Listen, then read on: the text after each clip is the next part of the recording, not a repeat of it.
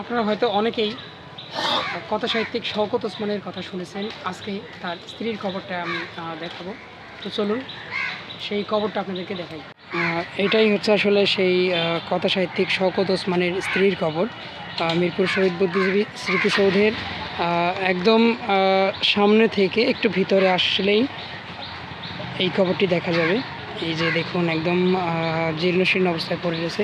এটা হচ্ছে আসলে সেই কথা সাহিত্যিক শওকত ওসমানের স্ত্রীর কবর। আমি যদি নেম প্লেটটা একবার আপনাদেরকে দেখাই, এই যে এখানে লেখা রয়েছে কথা সাহিত্যিক শওকত ওসমানের স্ত্রীর কবর, মরহুমা সালেহা ওসমান। এটা হচ্ছে সালেহা ওসমান, ওনার কবর। এই কবরটা আসলে দীর্ঘদিন থেকে আমি দেখি, তো আসলে কখনো এভাবে ভিডিও করতে আসেনি আমি। এই যে আপনাদেরকে দেখালাম, এই যে এটাই হচ্ছে ওনার কবর।